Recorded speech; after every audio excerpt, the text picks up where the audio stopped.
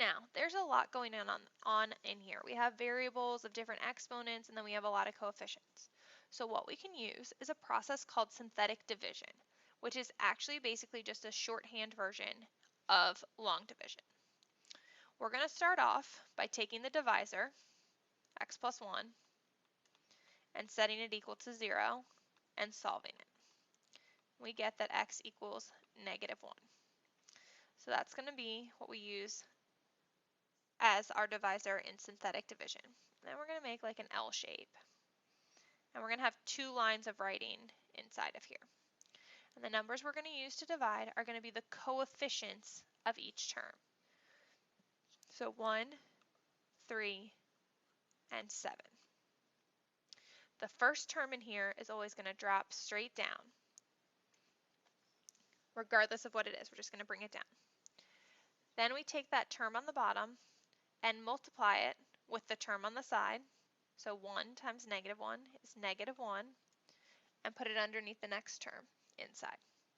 Then we add these together. 3 plus -1 is 2. 2 times -1 is -2. Put it in the next column. Add down your column. We get 5. In this problem, our first thing is to do x squared divided by x. X squared divided by x equals just x, so that we know that this first number is the coefficient of our x term. So we have x plus, after our x term comes the constant term, and then your final thing is your remainder, so plus 5 over x plus 1. Now let's see how this relates to what we got here. We know we got the same answer. If you look in here, coefficient here, the 1 just came down, 3 and -1 were right here, 7 and -2 were right here. So let's see why we need to use synthetic division. So, an expression that divides exactly into another is called a factor. For example, we know that 9 is a factor of 36 because 36 is divisible by 9 with no remainder. Something that can help us, if x minus k is a factor, if we were to set that equal to 0 and solve it and plug k in to the equation, we would end up with 0 at the end. If x minus k is a factor, then x equals k would be a root or a solution to the equation. We could also say it was a 0 or an x-intercept.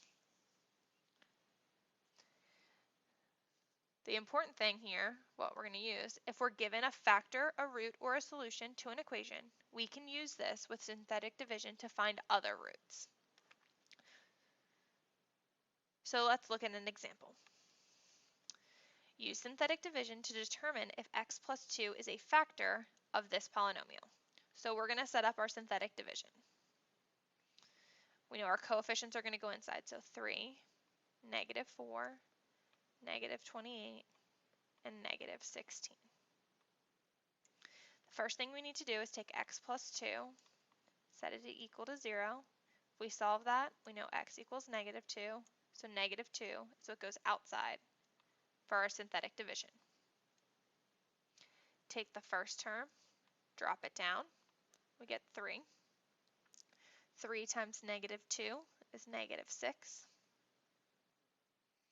Add our column, we get -10. -10 times -2 is +20. Add down our column, we get -8. -8 times -2 is 16. Add down our column, we get a remainder of 0. If something divides with a remainder of 0, we know it's a factor. So yes, x plus 2 is a factor.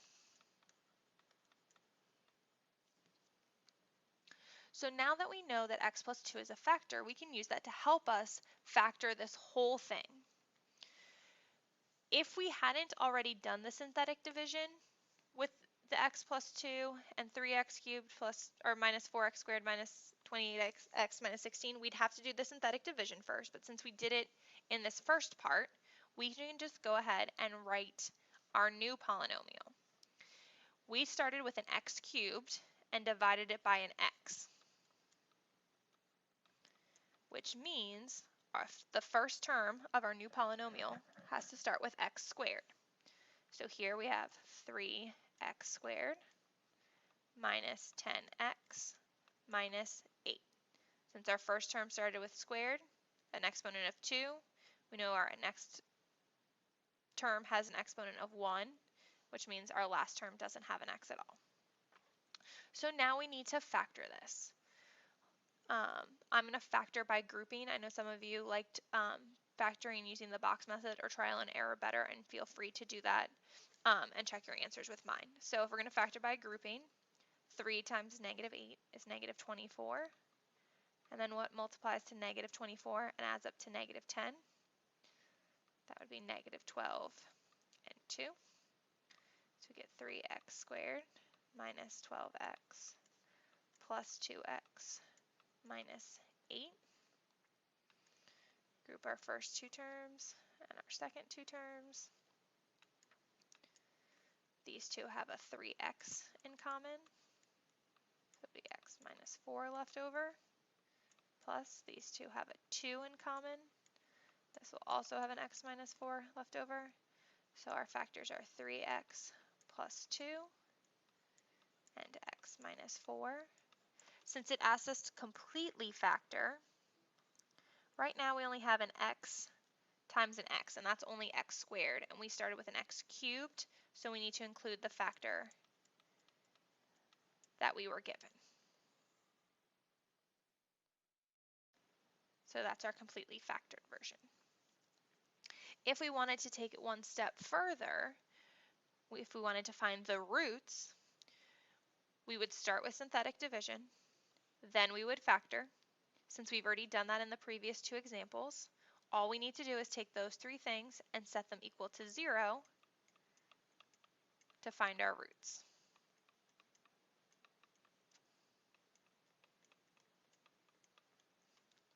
So if we subtract 2, we have 3x equals negative 2. Divide by 3, we have x equals negative 2/3. Here we would add 4, so we get x equals 4. And here we subtract 2, so x equals negative 2. A good way of checking your work, you started with an x cubed, so you had 3 x's multiplied together, and we ended up with 3 answers. Now, a little bit of caution to be careful about. If a term is missing,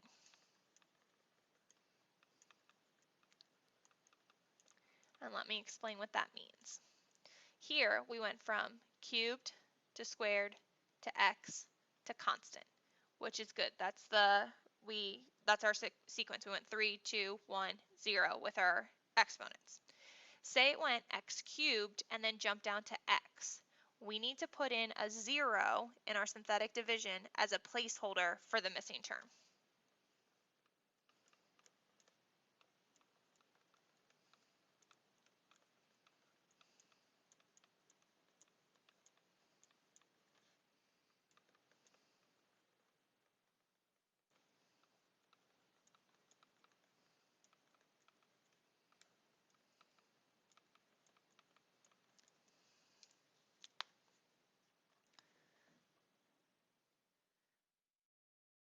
So let me just add on a quick example.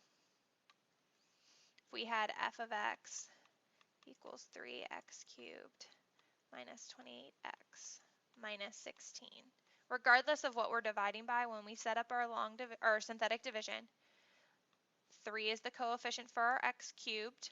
We don't have an x squared, so we're putting 0 x squareds in there, minus 28x minus 16.